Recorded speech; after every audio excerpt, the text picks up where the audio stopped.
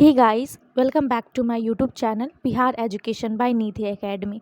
तो आज की इस वीडियो में हम लोग क्या पढ़ने वाले हैं, तो क्लास 10th का हिस्ट्री का लेसन जो 2 है, समाजवाद और साम्यवाद, इसी के बारे में हम लोग पढ़ने वाले हैं। ठीक है, और इसमें भी थोड़ा बहुत चर्चा होगा फ्रांसीसी क्रांति के बारे में, जो कि 1789 में हुआ था। तो क्या आप एक्साइटेड हैं इस चैप्टर को पढ़ने के लिए? अगर नहीं भी होंगे ना, तो सुसटाक आप अपना तैयारी करके इस चैप्टर को पढ़िए। ठीक है, क्योंकि ये चैप्टर बहुत इम्पॉर्टेंट है आपके एग्ज़ाम के व्यू से, और आपको बिहार का टॉपर लिस्ट में आना है, तो इस चैप्टर को बहुत अच्छे से पढ़ना होगा।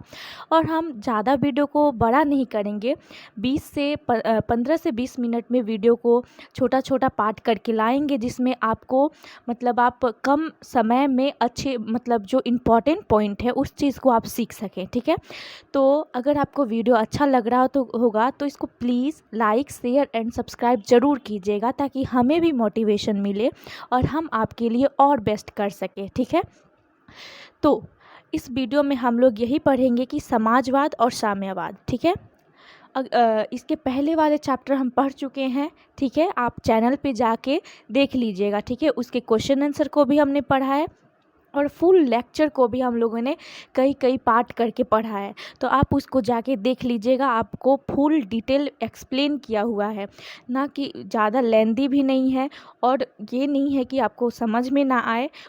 मतलब कि आपको उसमें ऐसे ऐसे वर्ड बताए गए हैं जो कि आपको समझ में आएंगे, और आपके लिए वो बहुत ज़्यादा बेनिफिट होगा। कई सारे वीडियोज़ होते हैं जिसमें बहुत डिटेल में बताया जाता है, जो कि आपको उतना समझ में नहीं आता है, लेकिन मेरे चैनल पे जो वीडियोज़ हैं वो आपको हेल्पफुल करेंगे, क्योंकि मैंने जो भी बताया है लेक्चर में, वो सारे जो भी टॉपिक हैं वो मोस्ट इम्पॉर्टेंट हैं। ठीक है, तो आप वीडियो को लाइक कीजिए, शेयर कीजिए और चैनल को सब्सक्राइब कीजिए। चलिए बिना लेट के हुए अपनी वीडियो को स्टार्ट करते हैं। तो देखिए, आज का हमारा टॉपिक क्या है कि समाजवाद एवं साम्यवाद। ये पूरा जो चैप्टर है ना, वो किस चीज़ पे टिका हुआ है? तो समाजवाद और साम्यवाद।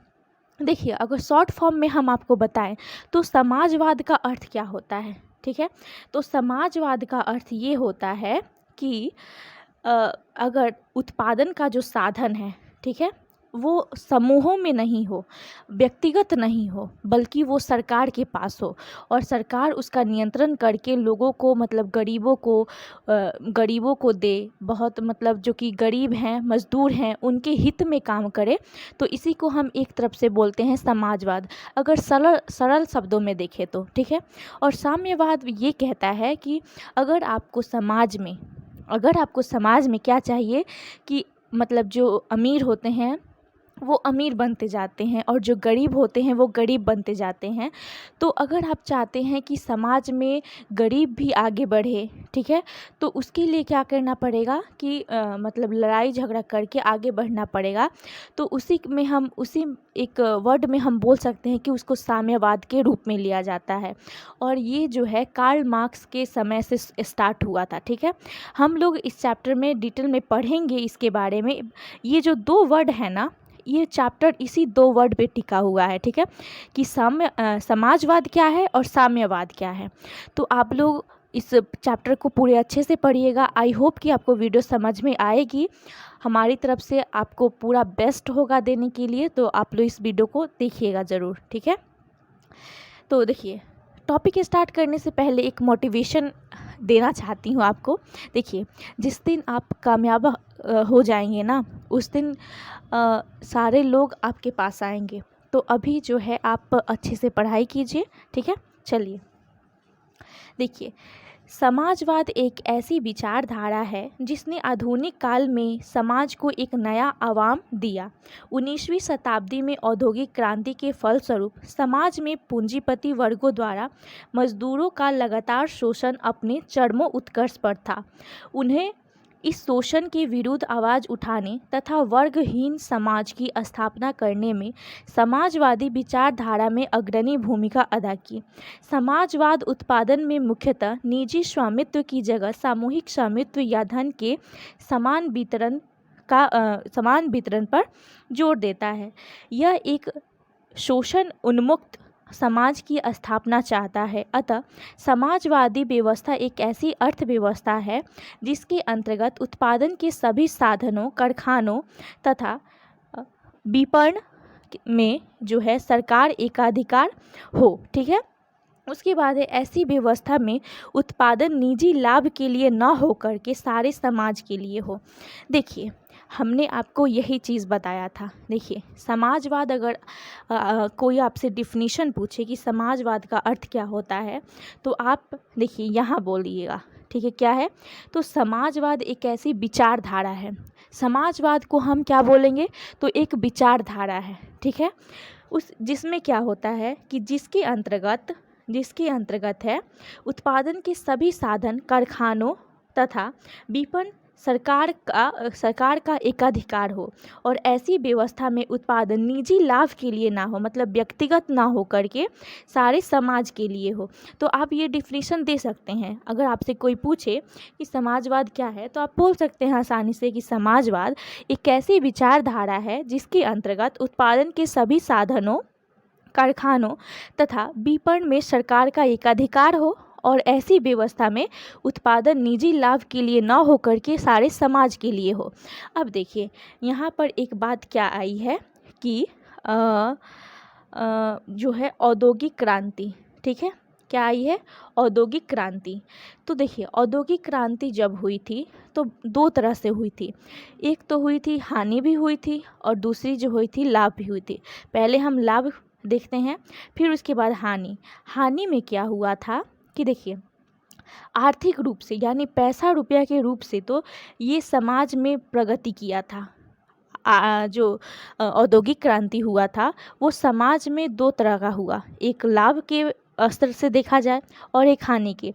तो लाभ में क्या था कि आर्थिक प्रगति हुई, जिसमें पैसा रुपया आगे बढ़ा। ठीक है, कल कारखाने का मतलब बढ़े, तो बहुत सारा उत्पादन होने लगा था और आर्थिक प्रगति आगे होने लगी।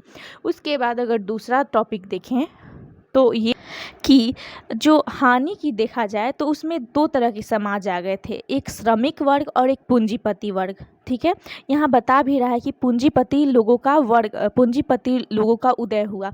तो जो पूंजीपति लोग जो थे उस समय क्या था कि मजदूरों पर शोषण करते थे।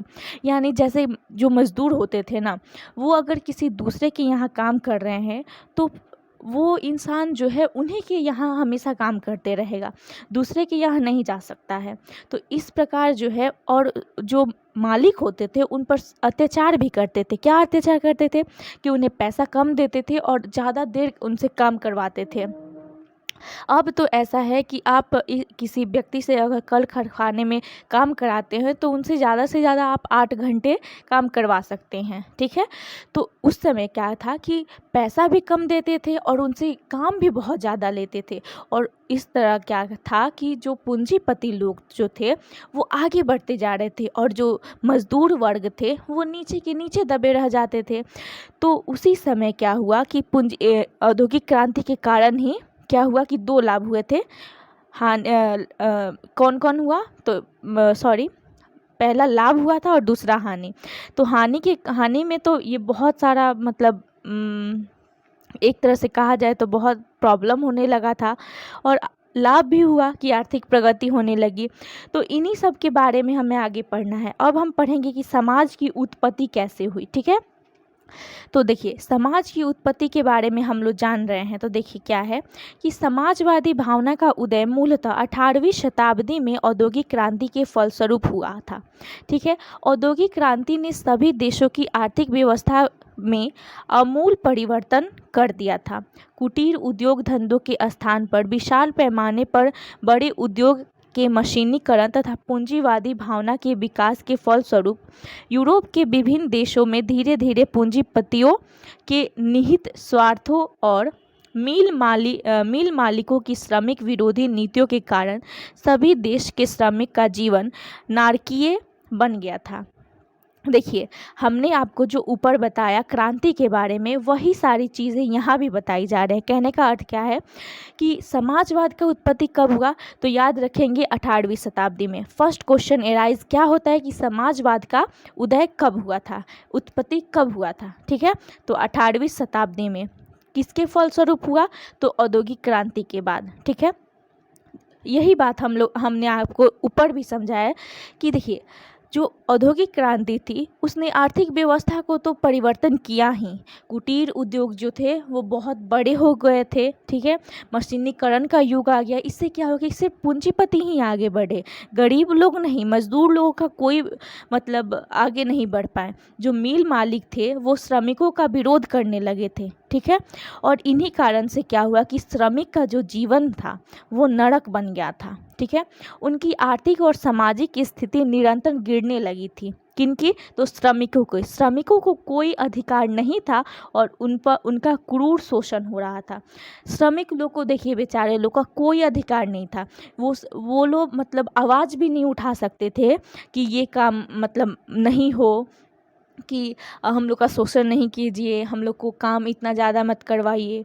अभी तो है कि हम लोग कह सकते हैं किसी के गुलाम नहीं है अभी, हम आराम से कह सकते हैं। लेकिन उस टाइम क्या था कि आप किसी के प्रति मतलब विरोध में बोल नहीं सकते हैं। ठीक है, तो देखिए उस समय क्या था, बहुत लोगों को दिक्कत सहना पड़ा था। आज तो हम लोग आराम से रह लेते हैं, लेकिन पहले के लोग जो थे वो बहुत ज़्यादा मेहनत करते थे।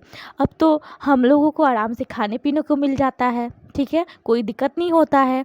लेकिन हम लोगों को भी सोचना चाहिए कि पहले के लोग कैसे काम करके क्या क्या करते थे। तो उस टाइम का देखा जाए और अभी के टाइम में बहुत अंतर आ गया है। ठीक है, तो देखिए हम लोग दूसरे टॉपिक पे भटक गए, अभी इस टॉपिक को पढ़ते हैं। चलिए, इस प्रकार औद्योगिक क्रांति से प्रभावित देशों में दो परस्पर विरोधी तथ्य एक साथ दिखाई पड़ रहे थे। प्रथम क्या था कि पूंजीवादी व्यवस्था दिन प्रतिदिन मजबूत होती जा रही थी। मध्यम वर्ग आर्थिक दृष्टि से निरंतर समृद्धशाली होता जा रहा था। द्वितीय क्या था कि श्रमिकों की आर्थिक स्थिति का तेजी से पतन हो रहा था। इस प्रकार उत्पादन की प्रक्रिया का एक महत्वपूर्ण घटक भूख मरने को बाध्य था। बाप रे, देखिए क्या हुआ उस समय। क्या हमने वही बताया कि देखिए, जो पूंजीपति लोग जो थे वो दिन प्रतिदिन क्या हो रहे थे, तो मजबूत होते जा रहे थे, यहाँ बताया। और मध्यम वर्ग जो था वो तो बीच में रहता था, इनसे भी अच्छा से रह लेता था और गरीब लोगों से भी अच्छे से रह लेता था। और श्रमिकों का क्या था कि उनका दिन प्रतिदिन आर्थिक जो स्थिति थी वो बहुत जल्दी जल्दी गिरने लग रही थी। और इसके कारण क्या हुआ कि जो एक महत्वपूर्ण घटक थी भूख, ठीक है, तो उन सारी चीज़ों के लिए उनको बाध्य रहना पड़ता था। और मजदूरों को एक जो है अपने श्रम संगठन बनाने का भी अधिकार नहीं था। मजदूर वर्ग पूरी तरह पूंजीपतियों की दया पर जीवित था।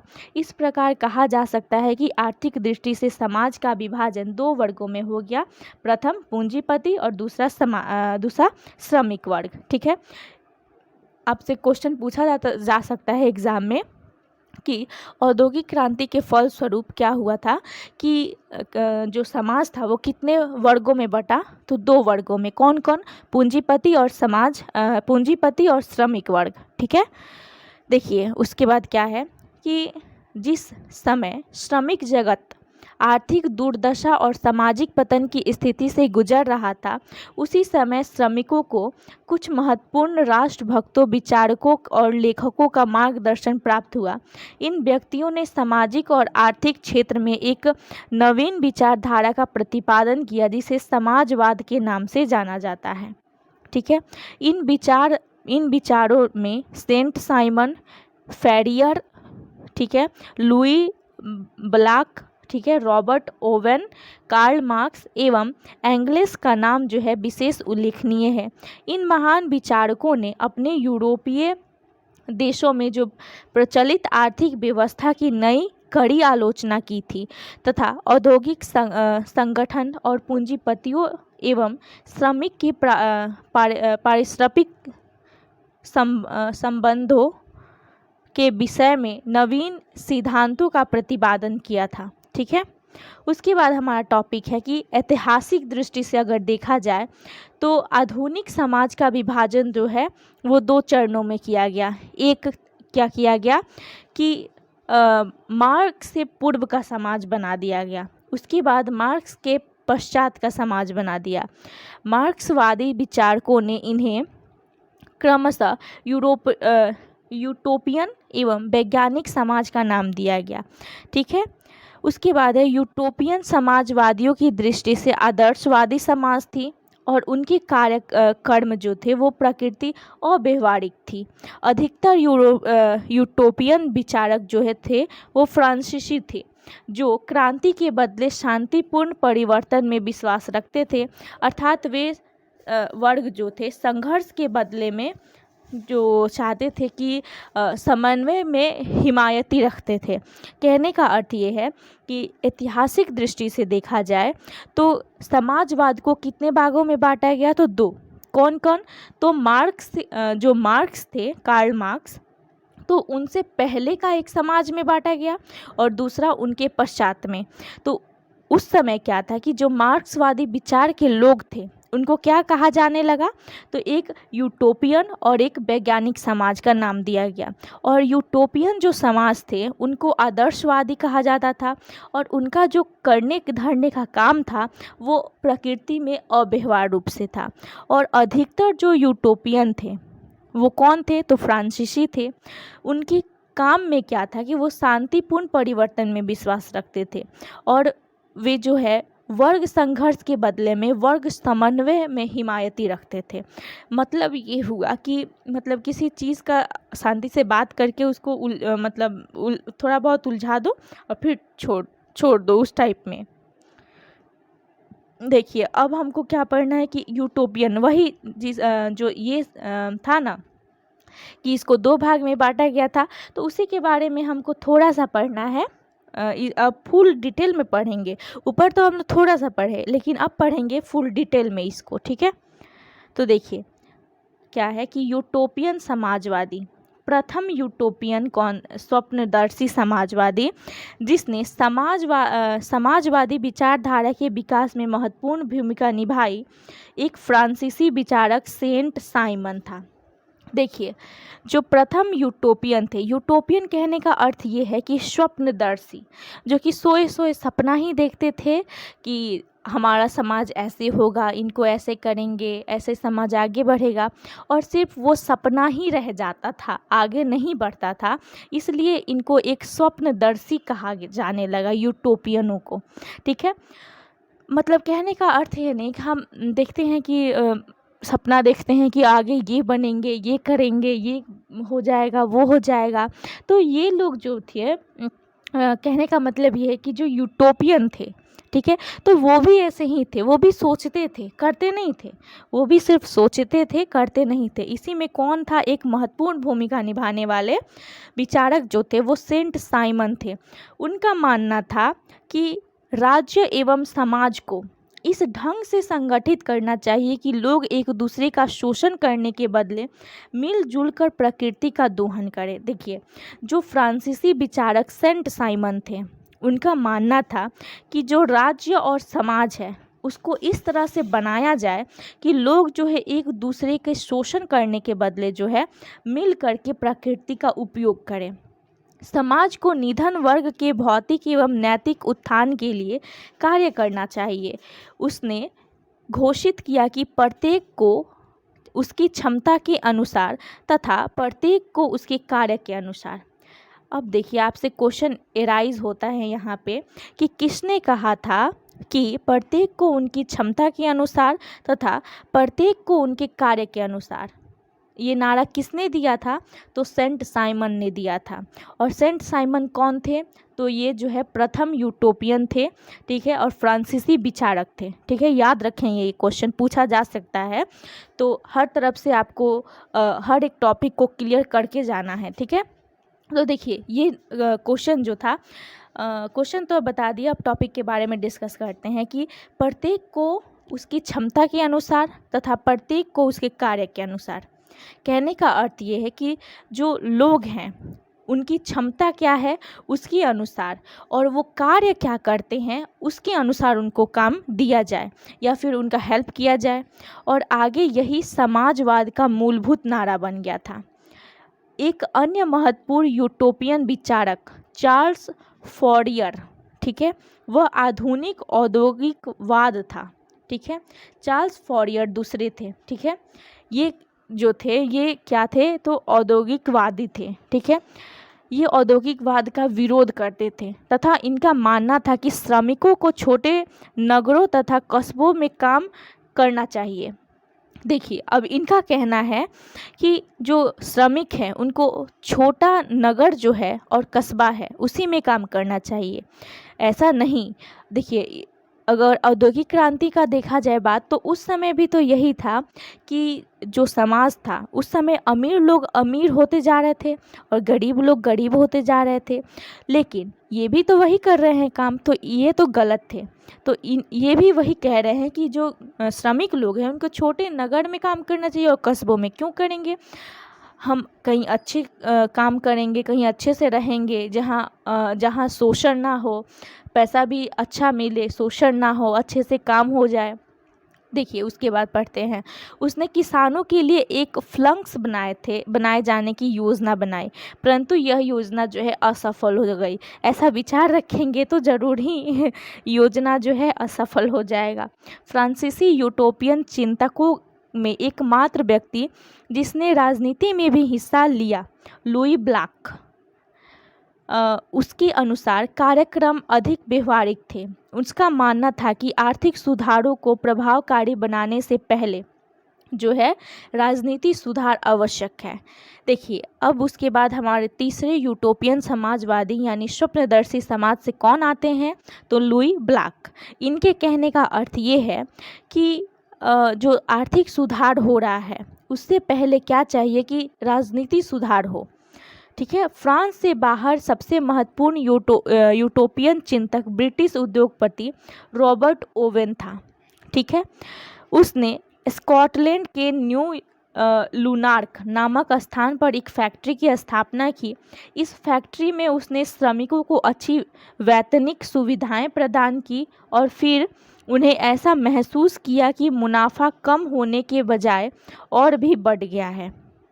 ठीक है, और इन्होंने क्या किया कि अतः इस निष्कर्ष पर पहुंचा कि संतुष्ट श्रमिक ही वास्तविक श्रमिक है। देखिए, इन्होंने क्या किया कि एक जो है फैक्ट्री की स्थापना की और उस फैक्ट्री में क्या किया इन्होंने कि कम पैसा दिया, लेकिन उन्हें विश्वास दिलाया कि ज़्यादा पैसा दिए हैं। मतलब ज़्यादा मजदूरों को काम भी नहीं करवाए हैं और उनको पैसा भी ठीक दिए हैं। तो इससे क्या हुआ कि श्रमिकों के अंदर एक संतुष्टि आई कि मतलब वास्तविक श्रमिक जो है वो संतुष्ट रूप से काम कर रहे हैं।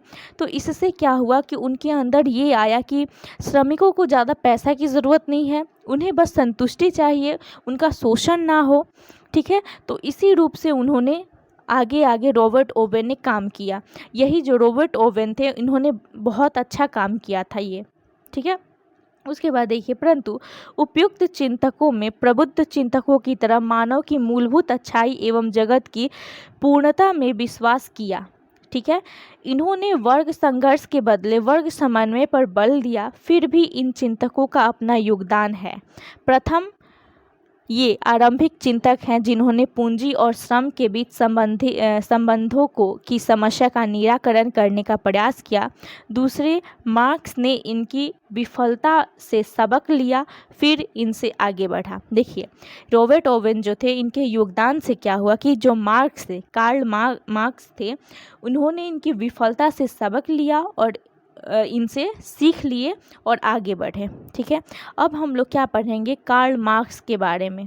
ठीक है, तो वीडियो बहुत लंबा हो जाएगा, तो अगली वीडियो में हम लोग कार्ल मार्क्स के बारे में पढ़ते हैं।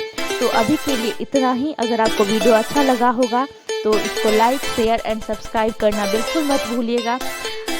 आई होप कि आपको ये वीडियो समझ में आया होगा। Thank you so much.